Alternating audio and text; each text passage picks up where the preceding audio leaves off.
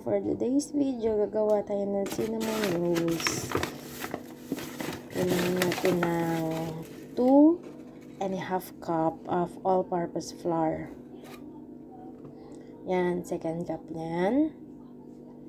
We need half cup pa.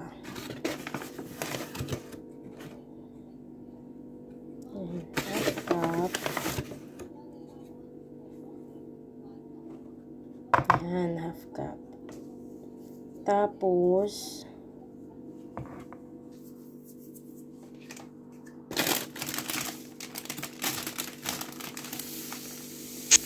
lalagay tayo ng 1/4 cup of white sugar. 1/4 cup of white sugar.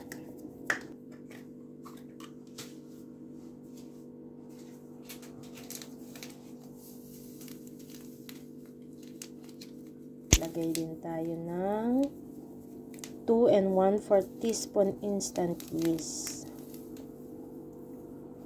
1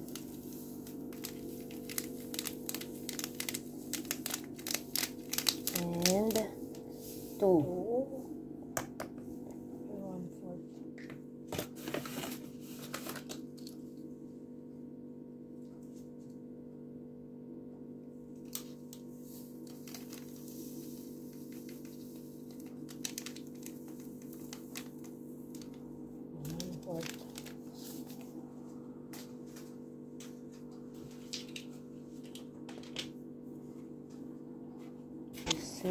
Mix natin, mekos natin yan siya.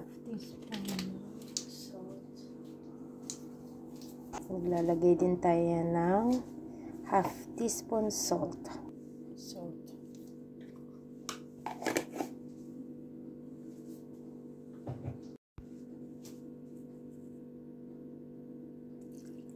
Lagay din tayo ng half cup whole milk.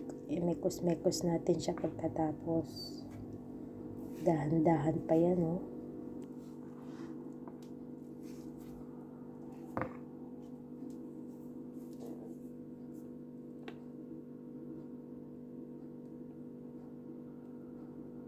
Tayo ng 2 tablespoon of vegetable oil dyan.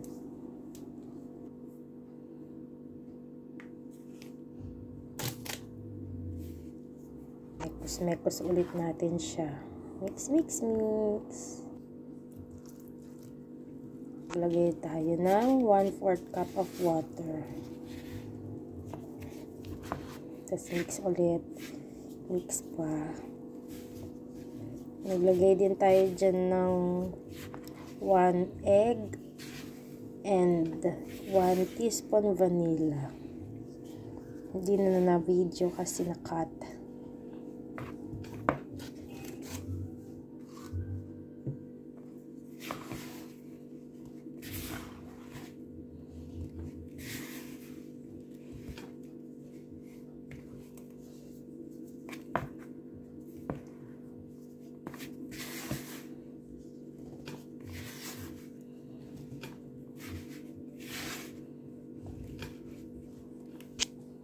Yan, tapos magdadagdag pa tayo ng water kasi parang kulang.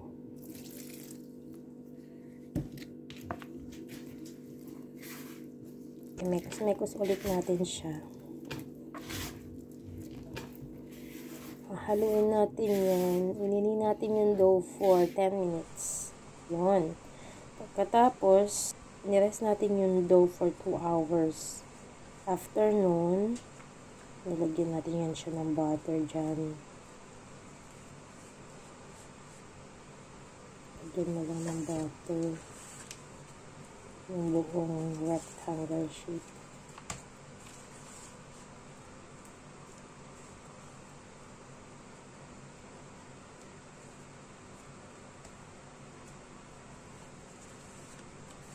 Fourth cup of butter po yung nilagay ko dyan.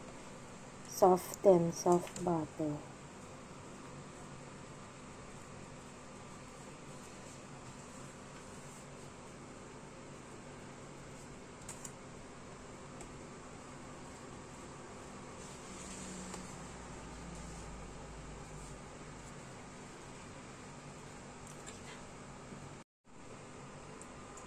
cinnamon powder, 1 tablespoon, and 1/3 cup of sugar. Tapos, sprinkle natin siya on the top of the butter. And a pinch of salt din pala. Yan, lagyan natin siya. I-cover natin yung buong dough ng cinnamon powder with sugar and salt.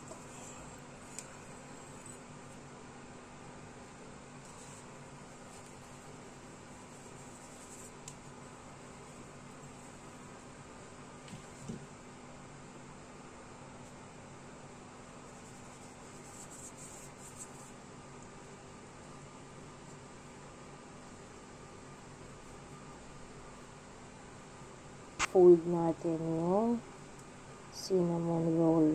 Roll natin ng ganyan kasi sobrang soft ng butter. Yung dough, napakalambot. Yan. Kalambot talaga ng dough dyan. Fold it. Fold, fold. Tapos sa dulo, kailangan natin siyang i-lock. Para hindi lumabas yung filling sa loob.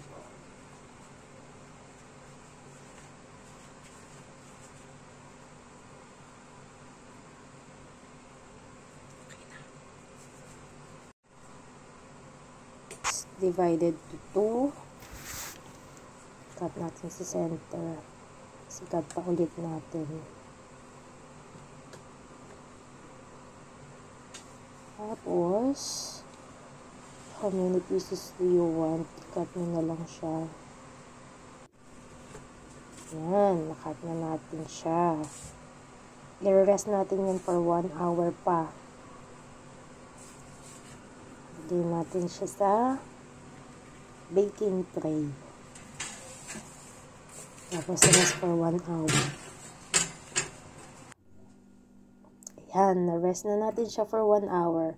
I-bake na natin siya sa oven. 190, 18 to 22 minutes. Ayan, finished product natin. Luto na siya. Please like and subscribe. Don't forget to share. Cinnamon rolls. Cinnamon rolls. Fruits.